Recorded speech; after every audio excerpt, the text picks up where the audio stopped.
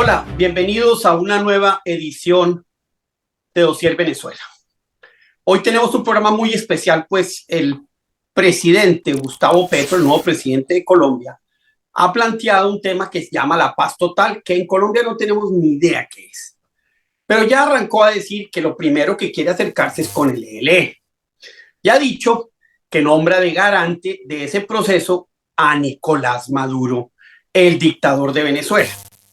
Déjenme, yo les cuento una pequeña historia para que podamos entrar en discusión con los tres invitados que tenemos, que son expertos en el ELN en Venezuela, en qué está haciendo el ELN y por qué este garante no es un garante autónomo, sino hace parte integral de la estructura, o el ELN hace parte integral de la estructura política y militar del señor Nicolás Maduro.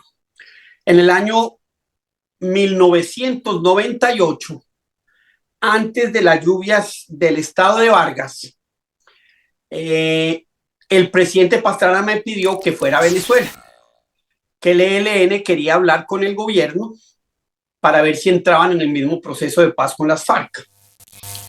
Llegué yo a Venezuela, me fui con Rafael Pardo, antiguo ministro de Defensa, con Álvaro Jiménez, una persona del M-19 también, y nos recogió la entonces DICIP, que ahora es la DECIM, que es era el aparato de inteligencia de Chávez. Ya estaba Chávez en el poder. Eso fue en principios del 99 o finales del 98. Nos recogieron y nos llevaron a una casa por la vía antigua de la ruta entre el aeropuerto y Caracas, por la vía vieja, y en esa casa estaban los cuatro líderes más importantes del ELN. ¿Qué quiere decir esto? Que ya muy rápidamente, estamos hablando al principio del gobierno de Chávez, ya Chávez estaba muy estructurado con el ELN, estaba muy cercano con el ELN, y pues entre el 2002 y el 2010, todos supimos lo que era el ELN y las FARC en la administración de Chávez, los campamentos que tenían, etcétera. Pero de eso vamos a hablar con nuestros invitados y les vamos obviamente a preguntar cómo ven este proceso 1, qué va a salir de este proceso 2, qué significa la garantía del señor Nicolás Maduro, qué es lo que hace el ELN en Venezuela. Y pues tenemos nada más ni nada menos que a Sonny Paruta, quien está exiliado y nos va a contar por qué está exiliado. Él fue comisario, él es abogado, él es especialista en derecho penal y es una persona que conoce muchísimo porque estudió todos estos fenómenos criminales. Igualmente está con nosotros otro gran amigo, una persona que da una lucha impresionante, Juan Francisco García de Fundarredes.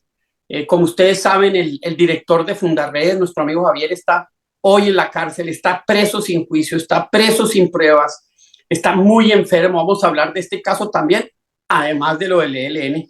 Y ya un viejo conocido nuestro, periodista del Táchira, Gustavo Azócar, quien le ha hecho mucho seguimiento al ELN en Venezuela.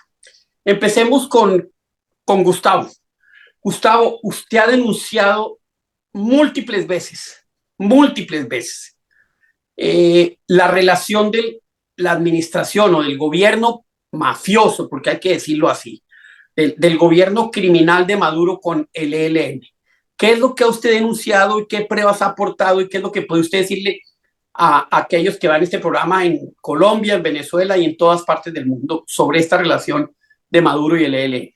Francisco, primero agradecido por participar nuevamente en tu programa. Ciertamente, desde hace varios años, yo diría que más o menos desde el 2015 aproximadamente, hemos estado denunciando con documentos, con pruebas, con testimonios, la presencia del Ejército de Liberación Nacional en territorio venezolano.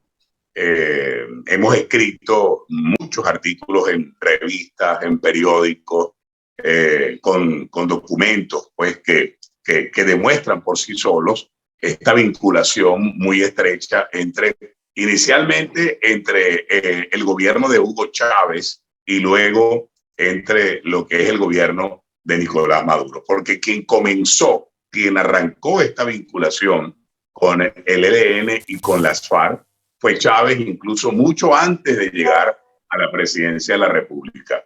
Hay documentos, hay testimonios y hay pruebas de que la vinculación de Chávez con las FARC y el ELN viene incluso mucho antes de los dos golpes de Estado del año 92. Incluso yo logré recabar testimonios de que en el golpe de Estado del 4 de febrero del 92 y luego en el golpe de Estado del 27 de noviembre del 92 hubo participación de células urbanas, tanto de las FARC como del ELN. Imagínate de cuántos años estamos hablando de eso. Pero ahora, con la llegada de Maduro, la relación con el ELN ha sido más profunda, más estrecha, por una circunstancia bien particular y tiene que ver con el hecho de que la Fuerza Armada Nacional Bolivariana, bajo el gobierno de Maduro, se ha venido debilitando en los últimos años. Hay dos elementos que demuestran esa debilidad de la Fuerza Armada. Primero, la deserción cada vez más alta dentro de la Fuerza Armada Nacional Bolivariana. Los números señalan que un alto número, valga la redundancia, de funcionarios dentro de la Fuerza Armada ha estado desertando, se está yendo, se va sin siquiera solicitar la baja, y el número de efectivos de la Fuerza Militar venezolana va en descenso en estos últimos tiempos. Eso ha hecho que Maduro haya tenido que buscar alianzas muy lamentables, como esa alianza con el Ejército de Liberación Nacional, con el ELN, y ha hecho que en la práctica se haya dado una suerte de contubernio en la frontera, sobre todo en la frontera de Táchira, en la frontera de Zulia, de Apure, en el estado Bolívar incluso, donde prácticamente la custodia de la frontera la está ejerciendo el Ejército de Liberación Nacional, el ELN. Es decir, que el ELN se ha convertido en una suerte de brazo armado al servicio del régimen de Maduro. Hace 4 años, y con esto termino para darle oportunidad a los otros invitados, hace más de 4 años nosotros fuimos los primeros en señalar que el ELN se estaba convirtiendo en una guerrilla binacional, en una guerrilla colombo-venezolana. Y ahora puedo decir con absoluta responsabilidad que el ELN se está convirtiendo en una guerrilla multinacional. ¿Por qué? Porque el ELN ha extendido sus tentáculos y ya tiene campamentos instalados, por ejemplo, en Brasil, en la frontera de Brasil con Venezuela, tiene campamentos instalados en la frontera de Panamá con Colombia, allí en lo que llaman la selva del Darién, y tiene también campamentos instalados en la frontera de Ecuador con Colombia. Es decir, que el ELN en este momento tiene presencia en Colombia, Venezuela, Brasil, Panamá y Ecuador, en al menos 5 países de América Latina, lo que lo convierte en una guerrilla multinacional. Gustavo, muchas gracias. Y ya está con nosotros también Henry López, que era el último invitado. Henry López Cisco, él fue comisario, era comisario de la DICIP, lo que hoy es el SEBIN. Combatió a la guerrilla de las FARC y del ELN durante más de 30 años. Y como lo decía Gustavo, pues el ELN ya en los 80s y en los 90s tenía presencia en Venezuela. ¿Por qué no nos cuentas cómo fue esa lucha contra el ELN? ¿Cómo fue creciendo el ELN?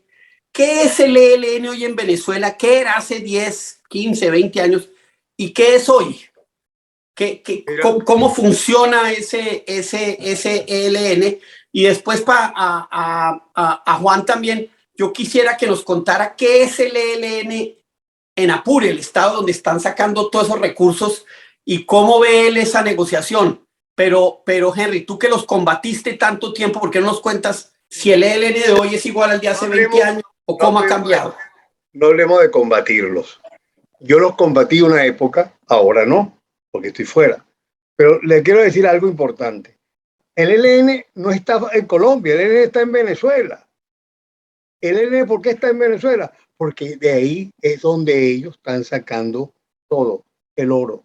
Si no son ellos, son los que custodian la zona para que sigan sacando y explotando la zona mineral. Supuestamente Petro quiere una paz total. Petro quiere paz total y manda unos delegados a Cuba. Y en Cuba llegan 5 delegados, óigame bien, 5 delegados del ELN. ¿De dónde venían? De Venezuela. ¿Por qué se va a negociar en Cuba? No se negocia en Colombia, no se negocia en Venezuela. Es que Cuba está ahí donde está el cáncer, donde se está planificando todo. ¿Por qué? Porque Maduro está caído. Digan lo que digan, Maduro no tiene fuerza a nivel de pueblo. Déjame, tengo una pregunta sobre eso, Henry. Si tú dices que Maduro no tiene fuerza y cualquiera puede intervenir, tranquilos, porque Cuba lo que quiere es darle oxígeno a Maduro para tratar de darle un Claro, poco de fuerza claro, y le da fuerza con esa negociación. claro que sí. ¿Quién le dio fuerza a Santos? Las negociaciones de Cuba. Las negociaciones en Cuba por la paz entre comillas, ¿no? Ahora, eso es así. Es que no es que yo lo digo porque lo creo o porque es un análisis. No, es que tengo en mis manos información. Y ahorita cuando voy a hablar a el periodista Gustavo Azócar, que tiene fuerza también en eso y sabe de lo que estamos hablando. Esto no es que por qué los delegados de Petro se fueron a hablar a Cuba con los delegados del ELN que vienen de Venezuela. El avión que los llevó a Cuba los 5 delegados del ELN y cómo llegaron a Apure, de Apure qué carro cogieron y se fueron hasta Maracay. Ahí durmieron y se fueron y hablaron. Todo está planificado. Oxigenar a Maduro para ellos es lo más importante. Sony, ¿cómo ve el futuro de una posible negociación? ¿Qué se puede negociar ahí? Si el ELN está creciendo, el ELN se está enriqueciendo, ¿cómo ve usted el ELN en Venezuela y por qué va a dejar esa tranquilidad? Francisco, yo soy uno que sobre la tesis que plantea el comisario López Cisco, Maduro está sumamente debilitado, ¿entiende? Pero ¿qué es lo que se pretende a través de esta invitación? Que estoy casi seguro que ustedes saben que hubo una conversión previa de la invitación de Petro a Maduro. Pero ¿qué es lo que se pretende? Lavarle el rostro, lavarle la cara ante la comunidad internacional por la ilegitimidad que tiene. Si sabemos que hay muchos países que aún no lo siguen reconociendo porque sabemos que es un ilegítimo, ¿qué es lo que se pretende con este acuerdo? Colocar a Maduro en el medio, alguien que carece de probidad, que es un inmoral. ¿Qué garantía le puede dar? Si bien es cierto que Colombia necesita esa paz, ¿entiende? Para que más que todos los que viven en las regiones fronterizas puedan desenvolverse, vivir en paz. Maduro no es la persona idónea. ¿Por qué no buscaron al presidente de Ecuador, Guillermo Lasso? ¿Por qué no buscaron al presidente de Uruguay, Lacalle Pou, que sí son reconocidos, que sí son legítimos primeramente? Pero Maduro, eso es un acuerdo entre comunistas. Juan, yo quisiera hacerte una pregunta. Apure es el epicentro donde están sacando el oro, la coca. ¿Por qué no nos cuentas ese papel del ELN allí? ¿Qué tanto les sirve? ¿Qué recursos, etcétera? Ustedes en Fundarredes han sido los que han mostrado cómo la presencia de los grupos ilegales en Venezuela ha crecido, etcétera. O sea, parte de la razón por la que está en la cárcel de Javier Tarazona es porque evidenció exactamente eso, cómo el Estado venezolano adoptó al ELN y el ELN se convirtió en la primera barrera de contención. ¿Cómo funciona eso en Apure? ¿Qué es el ELN en Apure? ¿Y cómo se ha transformado el ELN en Apure? Hola Francisco, y muchas gracias nuevamente por tu invitación. Aprovecho de saludar a todo ese panel que hoy nos acompaña. Yo creo que se tocan varios aspectos allí medulares importantes para comprender y para que la población venezolana y colombiana entienda las dimensiones del llamado de Petro a la supuesta paz total. Antes de responder tu pregunta, yo quisiera ahondar un poco en algunos elementos que algunos compañeros han establecido acá. Claro. Si bien Maduro está débil, y tú lo planteas de una manera bastante fácil de digerir, porque es una negociación de yo con yo. Yo creo que también debemos evaluar lo que persigue Petro, y por eso llama Maduro, con respecto a estas negociaciones en función del empoderamiento del ELN en Colombia. Eso es un tema que le corresponde a ustedes los colombianos para la paz en Colombia, la paz en Venezuela. Y la paz en Venezuela es la paz en Colombia. Hoy día yo creo que si se quiere avanzar en establecer la paz de la región, ya que tocan el tema también de Cuba, uno de los razonamientos claros que debemos debatir y que deben colocar de relieve es que el ELN ya no es solamente de Colombia, también tiene muchos años en Venezuela, como ustedes lo dicen, hace actividades y tiene injerencia incluso política en el territorio venezolano. Política. Y ahí caemos entonces en la realidad territorial del estado Apure.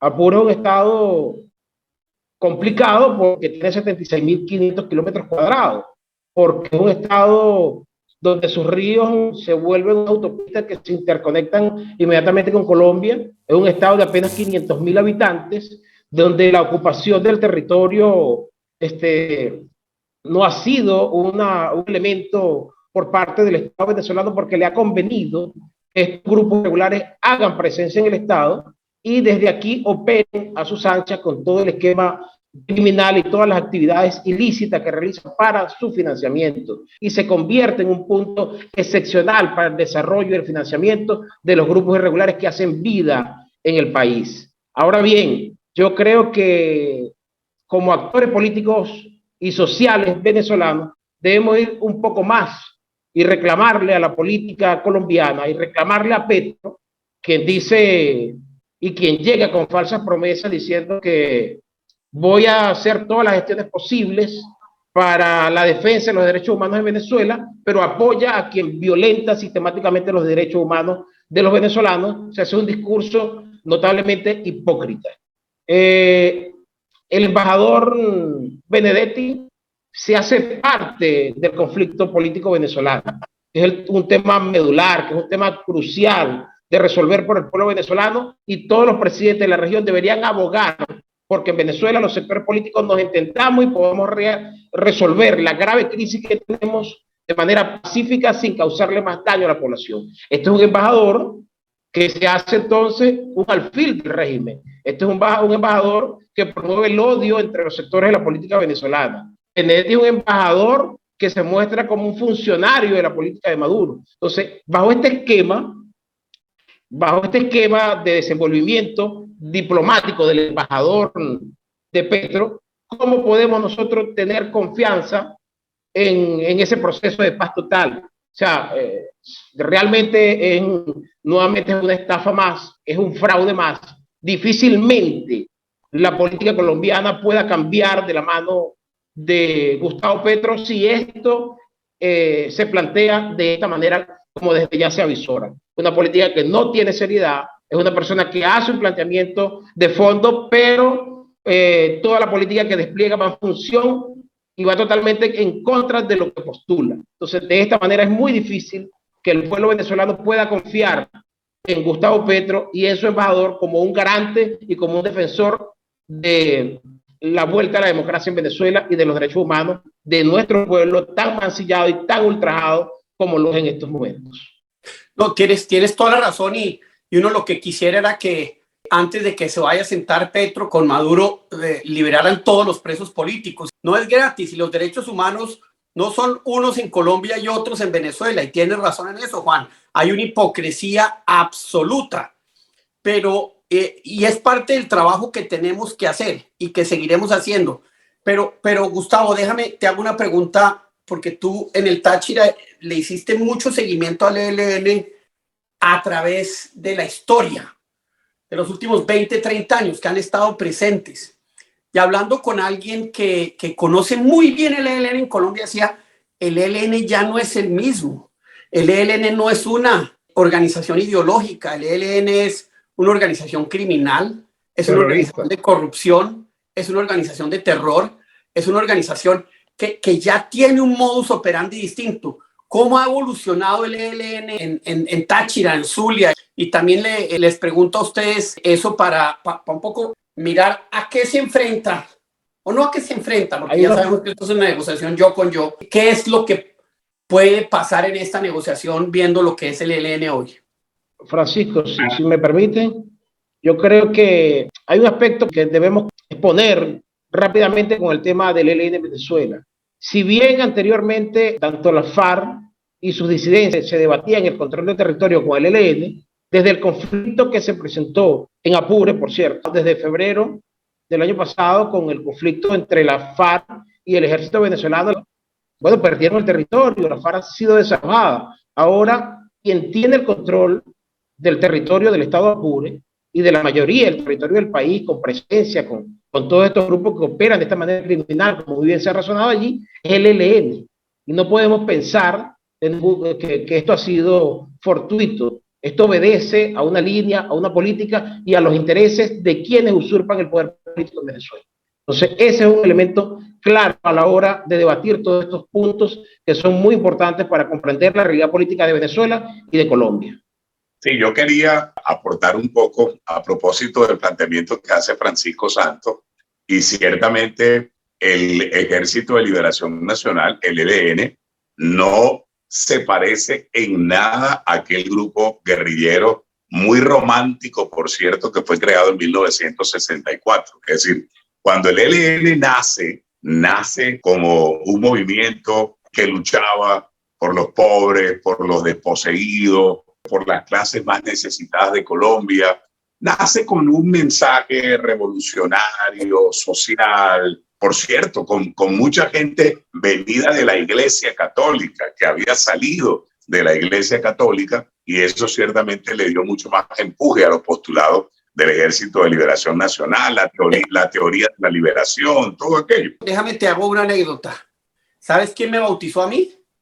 ¿Quién te bautizó? Camilo Torres. El cura Camilo Torres. El cura Camilo Torres me bautizó a mí. Era muy amigo de mi familia. Era pariente de mi madre. Y pues él fue el primer cura que se fue a la guerrilla en el año 64, 65 y murió en el primer asalto, en uno de los primeros asaltos del ELN a unidades militares. Pero sigue. Pero ya no queda nada. No queda nada. El ELN se transmutó y se convirtió, desafortunadamente, diríamos, en una organización criminal dedicada al narcotráfico, dedicada al contrabando, en el caso de Venezuela, al contrabando de oro, al contrabando de coltán, de piedras preciosas, al narcotráfico, al crimen, a la colocación de bombas por aquí, bombas por allá. Es decir, allí ya no hay ideología. Esa lucha dejó de ser ideológica hace mucho tiempo y se convirtió simple y llanamente en una lucha del poder por el poder y del dinero. A los guerrilleros del ELN, al igual que a los guerrilleros de las FARC y de la Nueva Marquetalia, les encanta el dinero, les gusta la plata, les gusta tener grandes cantidades de dinero en caletas, y ese dinero lo obtienen, por supuesto, a través de actividades ilegales, de actividades ilícitas, del tráfico de cocaína, del contrabando de metales preciosos, del asesinato, de la extorsión, del secuestro, en fin. Entonces, allí no hay ideología. De hecho, han encontrado un modus vivendi. Han encontrado un modus vivendi, y en la actualidad, en Venezuela, lo que han encontrado los jefes del ELN es el modus vivendi que ellos siempre desearon. Es decir, desde aquí pueden delinquir, pueden asesinar, pueden traficar droga, pueden contrabandear y no les pasa nada. Nadie los está buscando, nadie los está persiguiendo. Consiguieron en Venezuela una suerte de santuario y de refugio desde donde pueden hacer lo que les da la gana, porque la fuerza pública venezolana no los busca. La fuerza pública venezolana combate a las disidencias de las FARC, pero no combate al ELN. Es decir, no puede ser, y yo lo decía a propósito de lo ocurrido en Apure, no puede ser, por ejemplo, que la Fuerza Armada combatiera en Apure a las disidencias de la FARC de la forma como lo hizo, pero que no combatiera al ELN. ¿Por qué? Porque lamentablemente allí se fraguó una suerte de contubernio, de maridaje entre algunos personeros de la Fuerza Armada y el Ejército de Liberación Nacional para, como lo decía Juan Francisco, desalojar a las disidencias de la FARC para que el ELN se terminara quedando finalmente con el negocio, porque eso fue lo que terminó ocurriendo. Terminó ocurriendo que el ELN se quedó con todos los negocios que tenía la disidencia de la FARC en territorio venezolano. Y luego le han permitido al ELN estar en 12 estados del país. De 24 estados que tiene Venezuela, el ELN tiene presencia en 12, es decir, en el 50% del territorio nacional. La mitad de los hombres del ELN, 1.500 guerrilleros, están dentro del territorio venezolano. Entonces, la comodidad con la que opera el ELN dentro de Venezuela hace justamente que ellos hayan tomado a Venezuela como un refugio seguro, como un santuario. Y la gran pregunta que tenemos que hacernos los venezolanos, Francisco y amigos que me acompañan en el panel, es la siguiente. ¿Se va a firmar, si es que acaso se llega a firmar como se firmó con las FARC, un acuerdo de paz con el ELN? ¿Cómo queda Venezuela en ese acuerdo de paz que el ELN va a firmar seguramente con Petro? Porque Petro parece que también anda buscando su premio Nobel. Yo me imagino que Petro también quiere ganar su premio Nobel como se lo ganó Juan Manuel Santos, anda detrás de eso seguramente. Pero ¿cómo quedamos nosotros? ¿Cómo quedan los campamentos del ELN en Venezuela? ¿Cómo quedan los 1.500 guerrilleros del ELN que están actualmente en Venezuela con ese acuerdo de paz que pudiera lograrse en Colombia? Creo que ese debe ser el debate que tenemos que dar los venezolanos. Yo quería decirle algo a Gustavo Claro. Que está siendo corto, ¿no? Con relación a dónde están. Ahora, en el Apure, donde están la mayoría de los guerrilleros, que no es nada más Apura, está al sureste del Apure, ¿no? Está fuerte ahí. En el Amazonas, la mayoría del Amazonas, al oeste. En Bolívar, siempre pegado al Orinoco. El Guárico, el sur de Guárico. Anzoátegui, el sur de Anzoátegui. Monaga, el sur de Monaga. Del Tamacuro, ¿pero por qué? Después el Orinoco. Ahí están sacando y metiendo todo en el Orinoco. Sale fuera del país. Olvídate la droga que el avión, ya los aviones están utilizando muy poco, todo está saliendo en los barcos. Y tenemos una cosita más, Gustavo, que a ti te gusta investigar, es los iraníes ahí en la zona. Los iraníes en la zona hacia el Tamacuro. Y la zona que les regalaron a los iraníes en Bolívar, verás que va a estar la unión del ELN y los iraníes. ¿Quién lo va a sacar? Esa es parte de la estrategia, Gustavo. Tú vas a ver. Quería preguntarte a ti, Sony, en Colombia es difícil encontrar información sobre lo que pasa con el ELN en Venezuela. Sale por aquí, por allá. ¿Qué podemos esperar nosotros de esa negociación? Tú estudiaste muchísimo las fuerzas policiales y las fuerzas armadas de Venezuela. ¿Cómo las acabaron? ¿Cómo las destruyeron?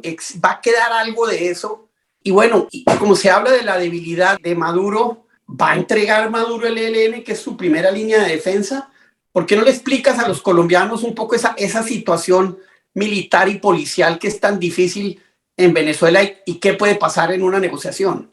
Yo no pretendo ser ave de mal agüero, pero yo creo que honestamente no comparto esto. Nada más que pensar que Maduro tenga que ser un intermediario, alguien que carece de probidad, que un inmoral. No, quisiera decir tantas cosas que de verdad lo que siento es que el pueblo de Colombia no va a salir beneficiado en todo este proceso de paz. Ojalá que se intente y ojalá que se logren unos acuerdos que puedan satisfacer a ambos países, porque la idea no es solamente que el ELN se vaya de Colombia, también que se vaya de Venezuela. Pero no veo nada positivo en el futuro, Francisco. Henry, cuéntanos una cosa. Tú combatiste al ELN y a las FARC durante muchos años y fuiste parte de un aparato de seguridad fuerte que tenía Venezuela, pero hoy ese aparato de seguridad se deshizo. ¿Cómo lo deshicieron? Un poco porque en parte lo que uno siente también es que el presidente Petro está empezando a caminar ese mismo camino. ¿Por qué no nos cuentas cómo viviste tú ese desmoronamiento de las fuerzas armadas, de las fuerzas militares y de policía en Venezuela y qué debemos los colombianos pensar de cada decisión que toma Petro frente a la policía o a las fuerzas militares colombianas? ¿Cuántos generales fueron? Más de 50 generales. Y ahí está todo. Ahí te dijo todo lo que viene. Que si de los 50 habían a lo mejor 2 o 3 corruptos, ponle, Pero ¿dónde están los 40 y pico de generales que fueron hombres honestos, de guerra, combatientes? Una cosa que ahí empezó. Aquí en Venezuela, si fuera de Venezuela hace muchos años, te puedo decir, se ha destruido parte del aparataje, pero no es que toda esa parte está destruida. Hay formación todavía, yo sé que hay buena formación, pero ¿hacia dónde van? Hacia la parte del socialismo. Nadie hace nada sin órdenes presidenciales. Nadie hace nada. Es una de las cosas. Tan así es que este señor, esto es una cosita para ti, para los colombianos. Israel Ramírez Pineda, ¿ya saben quién es? Pablo Beltrán. Sí. Bueno, hay que llamarlo por teléfono a Miraflores para preguntarle qué se debe hacer. Ese es el que están ahorita negociando la paz total de Colombia. Y está en Venezuela. Juan, una pregunta. ¿Dónde está Pablito? O a cualquiera de ustedes, ¿por qué Pablito no aparece en esas negociaciones siendo el líder militar en serio del ELN? El hombre que está recogiendo pero no aparece en las negociaciones. Tú ves no va a aparecer, no va a aparecer. Es parte de la cubierta que tienen. Porque si aparece el que es el líder militar, las cosas no van a ser igual. Mira, ahí va a haber muchas cosas encubiertas. En Cuba todo pasa. Sigo insistiendo, 50 generales los mandaron para su casa. Eso es increíble. Y ahora vienen los militares. No es que los militares se salvaron, ¿no? Ahora vienen las cabezas militares. Y eso puede salir en cualquier momento. Bueno, Gustavo, ¿tú cómo ves esto? ¿Qué papel va a jugar? ¿Cómo es esto con Cuba? Y te repito, tú que conoces Maduro, la primera línea de defensa de Venezuela frente a cualquier cosa es el ELN, por esa debilidad de la fuerza militar bolivariana. ¿Por qué nombra Petro a Maduro ahí? ¿Por qué Cuba está haciendo eso? ¿Cómo es ese juego que están ahí construyendo? Francisco, mira, el juego está claro. Petro va a buscar cinco garantes, como lo llaman, 5 garantes. Esos 5 garantes, obviamente, 2 de esos 5 garantes, entre comillas, van a representar los intereses del Ejército de Liberación Nacional. Como garantes, seguramente va a estar Maduro y lo más seguro que esté es Miguel Díaz-Canel, que es el actual dictador de Cuba, porque todo parece indicar que las conversaciones se van a llevar en Cuba, salvo que Petro decida otra cosa. Pero los que van los gobiernos, si pudiéramos llamarlos gobiernos, ¿verdad? Los que van a defender, digamos, los intereses del ELN y seguramente van a estar dentro de la comisión de garantes porque los propuso el ELN son Miguel Díaz-Canel y Nicolás Maduro. Petro debe nombrar ahora a 2 garantes que en teoría deberían defender los intereses de Colombia. Vamos a ver quiénes serán esos garantes que deben defender los intereses del pueblo colombiano. Y un 5º garante que sería como el fiel de la balanza, es decir, el que equilibra a los 2 del ELN con los 2 que van a estar en representación del gobierno de Colombia o del pueblo de Colombia. Pero todavía falta ver quiénes van a ser los otros miembros de esa comisión de garantes. Entonces, frente a este escenario, está claro que Maduro va a esa comisión de garantes no a defender a Colombia, no a defender a Venezuela, sino a defender a su amigo, a su socio, que es el Ejército de Liberación Nacional. Eso está perfectamente claro, ¿verdad? Entonces, faltaría ver quiénes van a estar en la contraparte, quiénes van a ser la contraparte, los que van a ir a esa comisión de garantes, y faltaría también ver un poco cuál va a ser la agenda.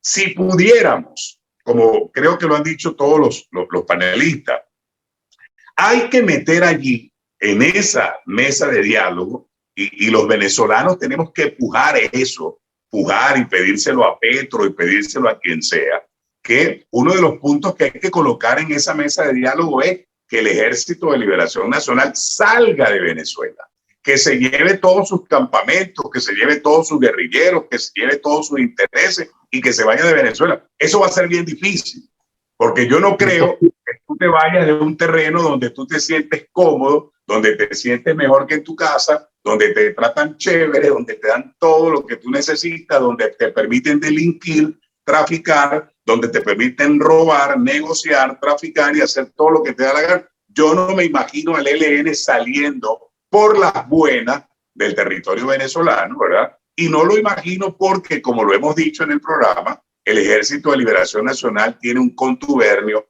un maridaje, ¿verdad?, con el régimen, son aliados estratégicos, se defienden mutuamente, trabajan mancomunadamente, ¿verdad? Maduro necesita el ELN necesita de Maduro y obviamente ese matrimonio va a ser muy, muy difícil acabarlo, ni siquiera en una mesa de diálogo donde quiera que se instale. De acuerdo con Gustavo, todo está perfecto. Eso que dice Gustavo es lo que pasa. Comparto cada una de las palabras de Gustavo, porque ese matrimonio que se ha dado, ese vínculo existente entre Maduro y el ELN, por nada del mundo se va a quebrar, se va a fracturar. ¿Por qué? Porque uno necesita del otro, ¿entiendes? Después que, y yo creo que la similitud que tienen estos dos regímenes, vamos a llamarlo, el guerrillero y el de Maduro, primero que son ilegítimos los dos y que ninguno de los dos van a salir pacíficamente, no van a abandonar, como dijéramos nosotros en el argot policial, esa teta donde están ya acostumbrados, como lo dijo Gustavo hace rato, que tienen cualquier cantidad de dinero enterrado. Entonces, yo creo que es imposible que aún dándose esas negociaciones en Cuba o en cualquier parte del mundo que se dé, vayan a ser positivas para el pueblo colombiano y para el pueblo venezolano. Ojalá que fueran positivas, pero no, honestamente no lo creo. Juan, tú que estás metido en el embrollo mayor que es el estado de Apure, también eres así de pesimista. ¿Qué le dirías al presidente Petro? Si pudieras mandarle un mensaje al presidente Petro sobre estas negociaciones, tú primero como ciudadano venezolano de oposición, segundo como defensor de derechos humanos y de organizaciones no gubernamentales que lo que hacen es trabajar por una mejor sociedad. Tercero, como amigo de Javier Tarazona, que está hoy preso y enfermo y que no lo dejan ver por su trabajo como defensor de derechos humanos y como parte de Fundarredes. ¿Qué le dirías a Petro y qué le dirías a los colombianos frente a este proceso de negociación? Creo que sería muy enfático en pedirle al presidente Petro, nosotros además que respetamos la institucionalidad colombiana y la democracia colombiana con la que fue electo, esa que él dice que defiende y que defenderá y respetará los derechos humanos del pueblo colombiano, le diría que cumpla con su palabra. Yo honestamente, lo decía ya anteriormente y lo he dicho en otros espacios, tengo poca fe que el discurso de Petro y las propuestas de Petro, de ese Petro garante de los derechos humanos, de ese Petro aparentemente amoroso con la democracia, logren concretarse en función del pueblo colombiano y por supuesto del pueblo venezolano. Pero si algo hay que exigirle, si algo hay que reclamarle, si algo hay que debatir en la región, en el pueblo venezolano, en el pueblo colombiano, es el cumplimiento de toda esa andanada de propuestas y toda esa vocería que él históricamente ha hecho en función de la democracia y los derechos humanos, como bien lo decía Gustavo en algún momento cuando hacía alusión a la historia del ELN y cómo comenzaron a desarrollar esa supuesta lucha y en lo que se ha convertido en este momento. Pero más allá de las exigencias de Petro, que seguramente irán a oídos sordos, como decía el poeta venezolano Andrés Eloy Blanco, será sordo a las palabras buenas. Yo le diría al pueblo colombiano, porque es que del lado venezolano nosotros quizás estamos ya convencidos de la fatalidad que significa esa convocatoria de paz total. Pero el pueblo colombiano sí hay que decirle que esté muy vigilante, porque esa convocatoria esconde con toda seguridad una fachada perversa que no es más las verdaderas intenciones de ir en contra del desmoronamiento de la institucionalidad colombiana, que va a afectar gravemente el curso de la política en Colombia durante los próximos años, porque el desmontaje del Estado democrático es lo que está en juego de aquí en adelante. Y cuando tú ves los factores perversos que participan en esta convocatoria, los garantes de ese supuesto diálogo, cuando vemos la participación de Venezuela y Cuba en ese eje perverso que ha significado el desarrollo de esa política equivocada y nefasta del pueblo venezolano, donde hoy tenemos centenares de presos políticos civiles y militares, donde hoy tenemos jóvenes y mujeres torturados y fallecidos, perseguidos por parte del aparato represivo del régimen, cuando hoy tenemos un favorecimiento claro desde hace muchos años a los grupos irregulares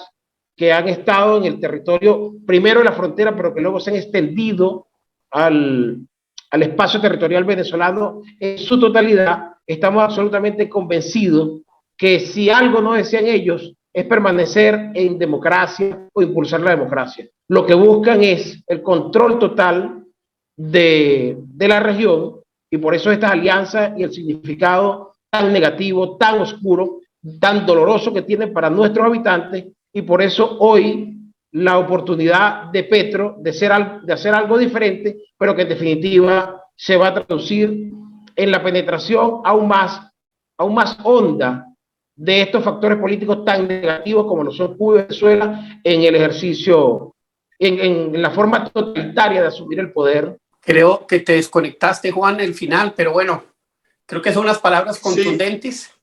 Sí, Francisco, yo creo que, bueno, resta esperar los próximos anuncios de Petro. Petro, por cierto, viajó a Estados Unidos a hacer algo que Maduro quisiera hacer, reunirse con Joe Biden.